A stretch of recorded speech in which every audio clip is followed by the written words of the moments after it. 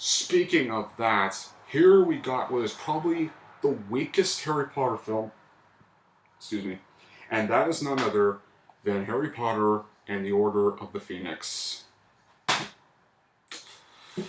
Now, once again, I didn't necessarily hate this movie. I mean, The Crimes of Grindelwald is still the worst Wizarding World film of all time. Ugh. But was the problems with these films that it was the longest book in the series, and they literally trimmed it down to 130 minutes, just like they clearly just wanted to end the movie quicker.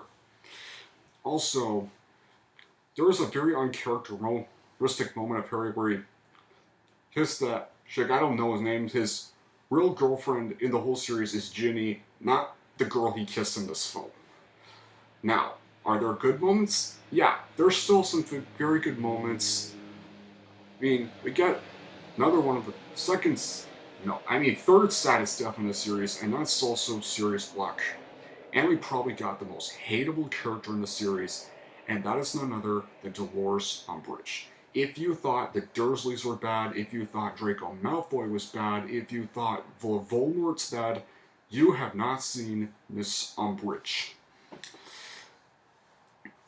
But also, we do get a good final battle between Dumbledore's army and the Death Eaters. And back to the, unfortunately, bad qualities. A lot of the characters are under-realized, especially with Hagrid, who basically is one of the most well-known characters of the franchise, and a very underwhelming ending, and some very slow pacing too. And also, but yeah, it was still darker than the other films, but there were a lot of lighthearted and more heartfelt moments. Definitely much more lighthearted moments than Goblet of Fire, which was just dark non-stop. But all in all, I would unfortunately have to give this a 6.5 out of 10. It's not really good, it's kind of boring, it drags on for a little long, and yeah, it really could have been a little more faithful to the book. But then, we went and we got the sixth film, and that was Harry Potter and the Half-Blood Prince.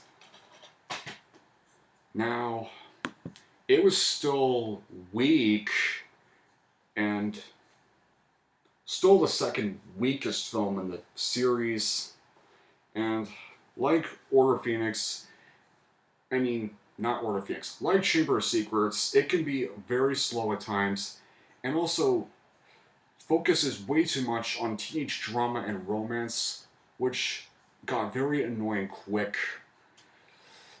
and still has a much darker story than Order. Actually, it was a lot darker than Order, which felt much more lighthearted, to be fair. And while, on the good side, while there were some differences with the book, it was still faithful, much like the other installments, and still had great acting from the cast, and especially we got the tragic death of none other than Dumbledore, which basically became a big setup for the final two movies, which I'm about to get. And the ending has a very good setup for Deathly Hallows, but unfortunately, it's not really a great film by any means. I would unfortunately still have to give it a 7 out of 10. While it is an improvement over Order of the Phoenix, it still has quite a few problems, and it just feels like not really all that epic of a story. But then, the franchise was finally, just in time, getting back to its good roots, with none other than Harry Potter and the Deathly Hallows Part 1. Oh man. This, honestly, would probably have to be my 5th favorite film in the series. It has great moments. It's very intense, hence non-stop. It never lets up on any darker moments.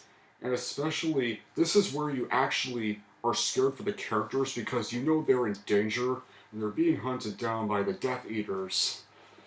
And they don't have anyone with them. They're pretty much all on their own the whole movie. And this is where we easily get the saddest, the saddest death in the series, and that was none other than House Elf Dobby from the second film. We know, well, we know how it all happens if you've seen the films. But however, it was very perfect film. A good little half for the final movie, and it left me really hype for what is considered my third favorite film in the Harry Potter franchise, and that is none other than Harry Potter and the Deathly Hallows Part 2, aka the final film in the whole series, where everything comes full circle. We even also, all the characters come to a close,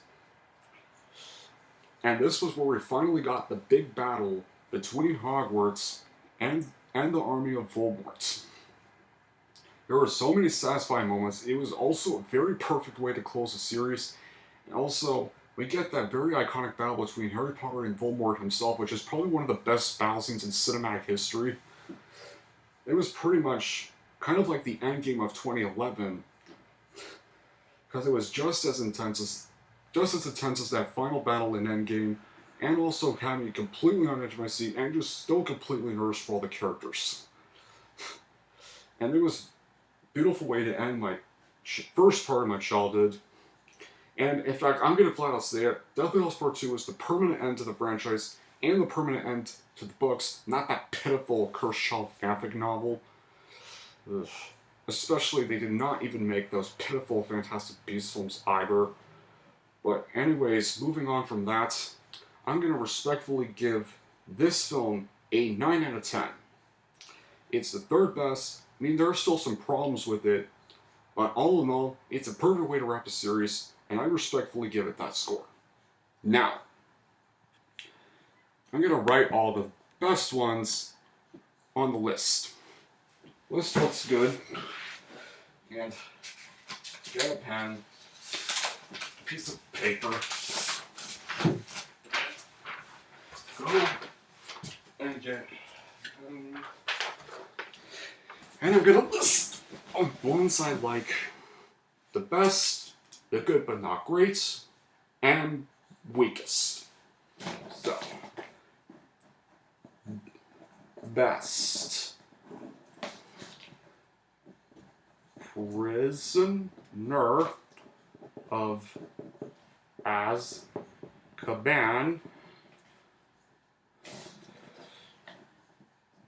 Goblet of Fire, and Deathly Hallows Part 2. Now, good but not great. This one had... Oh, one more thing I forgot to include the best. I almost forgot to include Philosopher's Stone in the best section.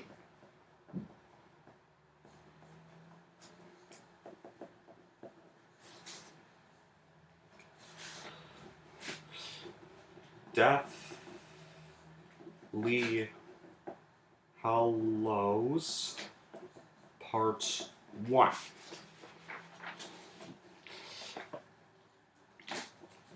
Chamber of Secrets.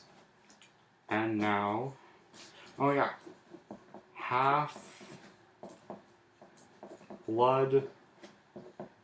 Prince.